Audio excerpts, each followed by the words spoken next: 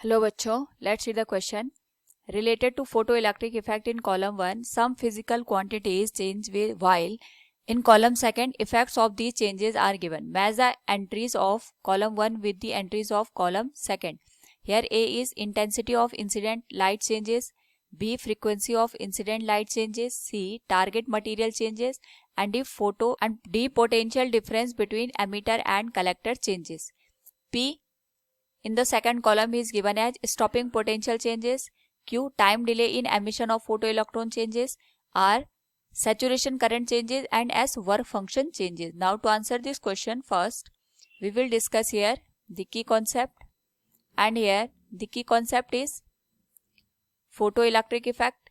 And in photoelectric effect we know that जब भी हम किसी सरफेस पे लाइट को इंसिडेंट कराते हैं तो due to the energy of the photons जो इलेक्ट्रॉन्स होते हैं सरफेस से बाहर इजेक्ट होते हैं और साथ में इनको यहाँ पे काइनेटिक एनर्जी प्रोवाइड की जाती है, that is H nu equals phi naught plus kinetic energy max.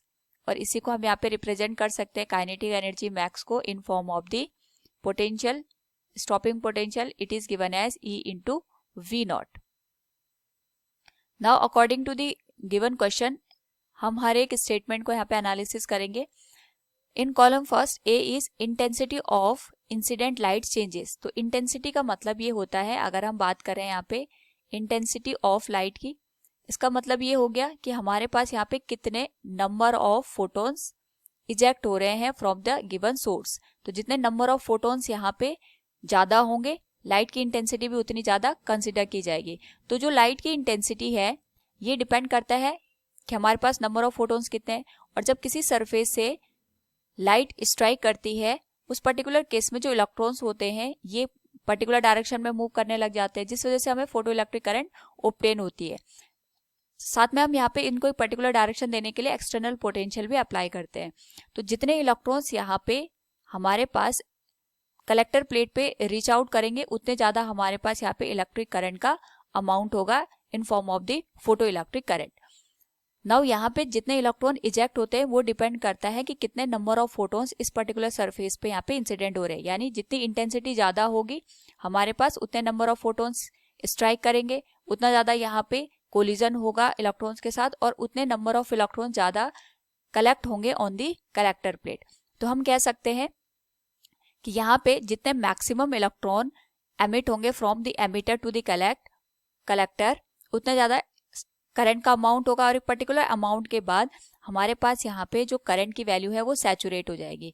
तो जैसे जैसे हम यहाँ पे इंटेंसिटी को वेरी करेंगे जो नंबर ऑफ इलेक्ट्रॉन्स होंगे वो इनका इजेक्शन यहाँ पे वेरी करेगा. तो इंटेंसिटी वेरी करने की वजह से इसका मतलब नंबर ऑफ फोटोन्स हम चेंज करें. नंबर ऑफ फोटोन्स चेंज करने का मतलब ये हो गया कि जो नंबर ऑफ इलेक्ट्रॉन्स यहाँ पे कोलिजन के बाद फोटोन्स के साथ इजेक्ट हो रहे हैं उनका नंबर भी चेंज होगा और उस वजह से जो करंट का अमाउंट होगा ये हमारे पास वेरी करेगा.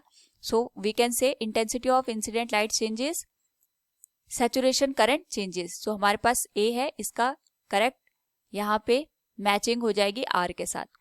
Second one is frequency of incident light changes. यानी जो हम लाइट को यहाँ पे इंसिडेंट करा रहे हैं उसकी फ्रीक्वेंसी को अगर हमने चेंज कर दिया that is given by the equation H nu equals phi naught plus kinetic energy max.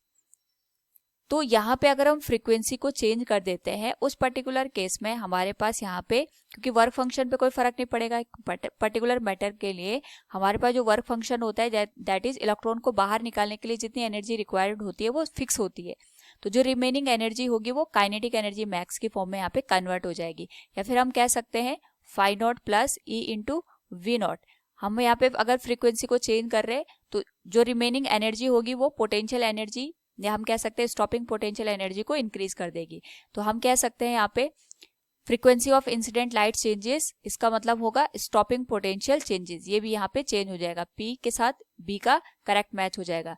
And C is target material changes. Target material changes का मतलब ये हो गया कि हम यहाँ पे जो भी मटेरियल ले रहे हैं, सपोज A मटेरियल हमने लिया, B मटेरियल लिया, क्योंकि दोनों की प्रॉपर्टी यहाँ पे अलग अलग है तो दोनों की प्रॉपर्टी डिफरेंट होने की वजह से हमारे पास जो इलेक्ट्रॉन्स एमिट होंगे या इजेक्ट होंगे इनको बाहर इजेक्ट करने के लिए हमें यहाँ पे डिफरेंट एनर्जी की रिक्वायरमेंट होगी. यानी अगर डिफरेंट एनर्जी यहाँ पे लग रही है इसका मतलब हर किसी के लिए जो वर्क फंक्शन होगा ये डिफरेंट हमारे पास यहाँ पे देखने को मिलेगा. So we can say work function will also be different. ये भी हमारे पास यहाँ पे डिफरेंट हो जाएगा. सो हम कह सकते हैं कि हमारे पास यहाँ पे target material changes, work function also changes. C का करेक्ट यहाँ पे मैचिंग हो जाएगा एस के साथ.